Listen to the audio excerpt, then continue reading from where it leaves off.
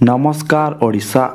आज ହେଉଛି डिसेम्बर मास 3 तारिख बुधवार। आजिर पाणीपाग अपडेट आसी जाइछि। भिडियोटी आरंभ करने पूर्व समस्तंकु गोटे रिक्वेस्ट, आमर चैनल को सब्सक्राइब करने सहित पाखरे आसुतिबा बेल आइकन को ऑन करने को जमारू भूलंतु नहीं। आसंता 4 तारिखरु ओडिशा रे प्रबल शीत फेरिबार संभावना। पाणीपाग विभाग पक्षरु समस्तंक पई एक गुरुत्वपूर्ण सूचना दिया जाइछि जे आसंता 4 तारिखरु राज्य रे शीतर प्रकोप अत्यधिक वृद्धि पाइबार संभावना रहिछि। शीत प्रवाह पुणी थरे फेरिबा द्वारा राज्यवासींक जीवन शैली रे परिवर्तन देखाजिबो। एही समय रे रातिर तापमात्रा अति कम रे 2 रु 4 डिग्री सेल्सियस पर्यंत ह्रास पाइबो बोली आकलन करा जाइछि। फलरे सर्वनिम्न तापमात्रा हठात तलकू खसीजिबा जोगु असह्य ठंडा अनुभूत हेबो।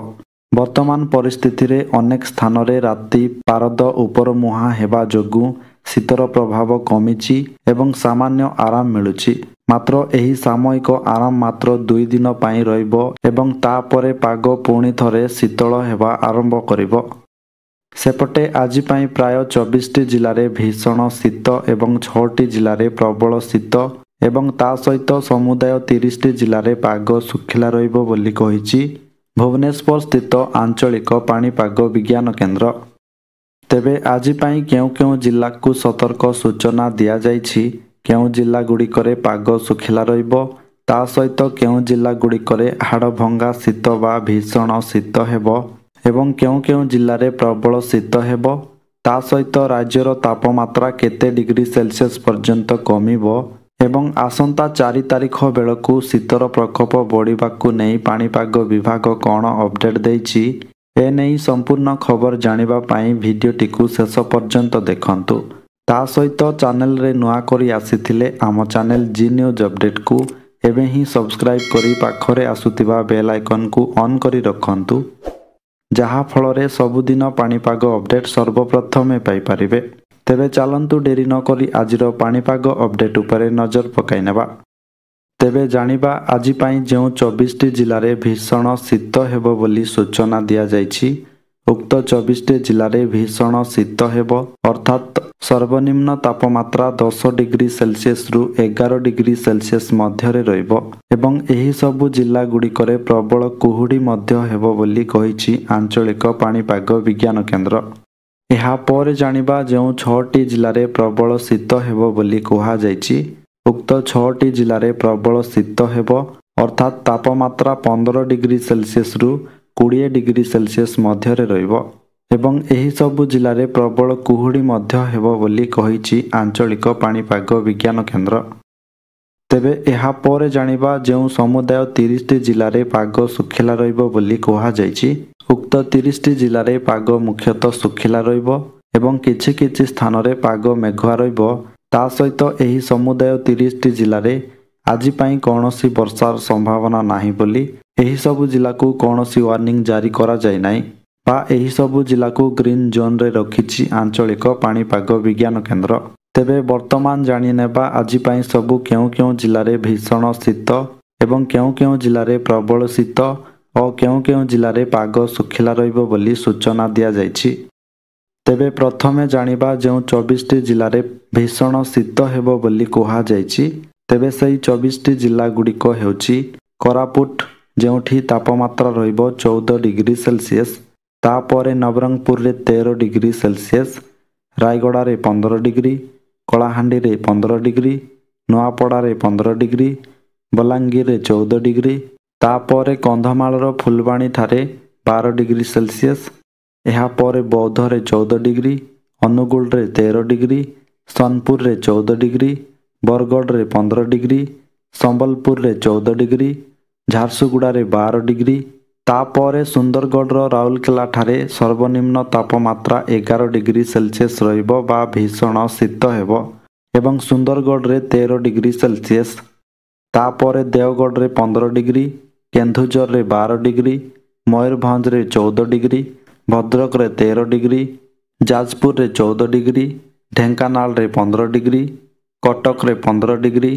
केन्द्रापड़ा रे 15 डिग्री, जगतसिंहपुर रे 15 डिग्री, ଏବଂ ଖୋର୍ଦ୍ଧାରେ ମଧ୍ୟ 15 ଡିଗ୍ରୀ ସେଲସିୟସ୍ ତାପମାତ୍ରା ରହିବ।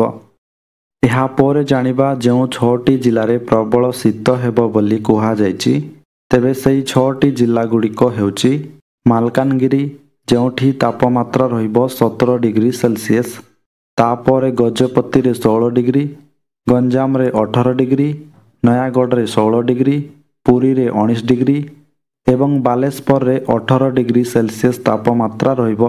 ଏହାପରେ ଜାଣିବା ଆଜି ପାଇଁ ଯେଉଁ 30ଟି ଜିଲ୍ଲାରେ ପାଗ ଶୁଖିଲା ରହିବ ବୋଲି କୁହାଯାଇଛି। ତେବେ ସେହି 30ଟି ଜିଲ୍ଲାଗୁଡ଼ିକ ହେଉଛି ମାଲକାନଗିରି, କୋରାପୁଟ, ନବରଙ୍ଗପୁର, ରାୟଗଡ଼ା, କଳାହାଣ୍ଡି, ନୂଆପଡ଼ା, ବଲାଙ୍ଗୀର, କନ୍ଧମାଳ, ଗଜପତି, ଗଞ୍ଜାମ, ନୟାଗଡ଼, ବୌଦ୍ଧ, ସୋନପୁର, ବରଗଡ଼, ସମ୍ବଲପୁର, ଝାରସୁଗୁଡ଼ା, ସୁନ୍ଦରଗଡ଼, ଦେଓଗଡ଼, ଅନୁଗୁଳ, ଢେଙ୍କାନାଳ, କଟକ, ଖୋର୍ଦ୍ଧା, ପୁରୀ, ଜଗତସିଂହପୁର, କେନ୍ଦ୍ରାପଡ଼ା, ଯାଜପୁର, କେନ୍ଦୁଝର, ଭଦ୍ରକ, ବାଲେଶ୍ୱର ଏବଂ ମୟୂରଭଞ୍ଜ। ଅନ୍ୟପଟେ କିଛି ଦିନ ହେଲା ପାଗରେ ପରିବର୍ତ୍ତନ ଦେଖାଦେଇଛି। ବର୍ତ୍ତମାନ ରାଜ୍ୟରେ ଶୀତର ପ୍ରକୋପ ସାମାନ୍ୟ ହ୍ରାସ ପାଇଥିବା ବେଳେ ମଙ୍ଗଳବାର ଏବଂ ବୁଧବାର ସୁନ୍ଦରଗଡ଼, ଝାରସୁଗୁଡ଼ା, କୋରାପୁଟ ଏବଂ ଅନୁଗୁଳ ଜିଲ୍ଲାରେ ଘନ କୁହୁଡ଼ି ପଡ଼ିବା ନେଇ ପାଣିପାଗ ବିଭାଗ ପକ୍ଷରୁ ୟେଲୋ ୱାର୍ଣ୍ଣିଂ ଜାରି କରାଯାଇଛି। ରାଜ୍ୟରେ ବର୍ତ୍ତମାନ ପାଗ ଶୁଖିଲା ରହିଥିବା ବେଳେ ଡିସେମ୍ବର 6 ତାରିଖ ପର୍ଯ୍ୟନ୍ତ ବର୍ଷା ନେଇ କୌଣସି ସୂଚନା ଦିଆଯାଇନାହିଁ। ରାଜ୍ୟର ସର୍ବନିମ୍ନ ତାପମାତ୍ରା ଦାରିଙ୍ଗବାଡ଼ିଠାରେ 11.5 ଡିଗ୍ରୀ ରହିଥିବା ବେଳେ ପୁରୀରେ ସର୍ବାଧିକ 29.2 ଡିଗ୍ରୀ ରେକର୍ଡ କରାଯାଇଛି। ସେହିପରି ଝାରସୁଗୁଡ଼ାରେ 13.7 ଡିଗ୍ରୀ, ବୌଦ୍ଧରେ 13.8 ଡିଗ୍ରୀ, ଫୁଲବାଣୀ, କେନ୍ଦୁଝର ଏବଂ ବୌଦ୍ଧରେ 14 ଡିଗ୍ରୀ, କୋରାପୁଟରେ 14.2 ଡିଗ୍ରୀ, ରାଉରକେଲାରେ 14.5 ଡିଗ୍ରୀ, ଅନୁଗୁଳ ଓ ଢେଙ୍କାନାଳରେ 14.6 ଡିଗ୍ରୀ, କଟକରେ 15.6 ଡିଗ୍ରୀ ଏବଂ ଭୁବନେଶ୍ୱରରେ 16 ଡିଗ୍ରୀ ସେଲସିୟସ୍ ତାପମାତ୍ରା ରେକର୍ଡ କରାଯାଇଛି। ପାଣିପାଗ ବିଭାଗର ପୂର୍ବାନୁମାନ ଅନୁଯାୟୀ ଆଜି ଅର୍ଥାତ୍ 3 ତାରିଖ ଏବଂ 4 ତାରିଖ ରାତିରେ ଓଡ଼ିଶାର ଅଧିକାଂଶ ସ୍ଥାନରେ ସର୍ବନିମ୍ନ ତାପମାତ୍ରା 13 ଡିଗ୍ରୀ ସେଲସିୟସ୍ରୁ 15 ଡିଗ୍ରୀ ସେଲସିୟସ୍ ଉପରେ ରହିବ। ଏହା ସାଧାରଣତଃ ଏହି ସମୟ ପାଇଁ ଉପଯୁକ୍ତ ବାତାବରଣ ଦେଇଥାଏ। ଏହା ବ୍ୟତୀତ ଉପକୂଳ ଓଡ଼ିଶାରେ ରାତିର ପାରଦ 15 ଡିଗ୍ରୀ ବା ତାଠାରୁ ଅଧିକ ରହିବାର ସମ୍ଭାବନା ରହିଛି। ତେବେ ରାଜ୍ୟର ଅନ୍ୟାନ୍ୟ ଅଞ୍ଚଳ ତୁଳନାରେ ଦାରିଙ୍ଗବାଡ଼ିରେ ରାତିର ତାପମାତ୍ରା ସବୁଠୁ କମ୍ ମାତ୍ର 11.5 ଡିଗ୍ରୀ ସେଲସିୟସ୍ ରେକର୍ଡ ହୋଇଛି, ଯାହା ଏହାକୁ ରାଜ୍ୟର ସବୁଠୁ ଥଣ୍ଡା ସ୍ଥାନ ଭାବରେ ପରିଗଣିତ କରୁଛି। ତେବେ ଦର୍ଶକ ବନ୍ଧୁ, ଏହା ଥିଲା ଆଜିର ସମ୍ପୂର୍ଣ୍ଣ ପାଣିପାଗ ଅପଡେଟ୍। ସବୁଦିନ ଏହିପରି ପାଣିପାଗ ଅପଡେଟ୍ ଜାଣିବା ପାଇଁ ଆମର ଚ୍ୟାନେଲ୍ ସହିତ ଯୋଡ଼ି ହୋଇ ରୁହନ୍ତୁ। ଆପଣ କେଉଁ ଜିଲ୍ଲାରୁ ଏହି ଭିଡ଼ିଓ ଦେଖୁଛନ୍ତି ଏବଂ ଆପଣଙ୍କ ଜିଲ୍ଲାରେ ଶୀତ କିଭଳି ଅଛି କମେଣ୍ଟ ବକ୍ସରେ ନିଶ୍ଚୟ ଜଣାନ୍ତୁ। ଭିଡ଼ିଓକୁ ଗୋଟେ ଲାଇକ୍ କରିବା ସହିତ ଅନ୍ୟମାନଙ୍କ ସହିତ ସେୟାର କରନ୍ତୁ, ଯାହାଫଳରେ ସମସ୍ତେ ସଠିକ୍ ପାଣିପାଗ ସୂଚନା ପାଇପାରିବେ। ତେବେ ପୁଣି ଦେଖାହେବ ଆସନ୍ତାକାଲିର ନୂଆ ଅପଡେଟ୍ ସହିତ। ସେ ପର୍ଯ୍ୟନ୍ତ ବିଦାୟ ଦିଅନ୍ତୁ। ଜୟ ଜଗନ୍ନାଥ।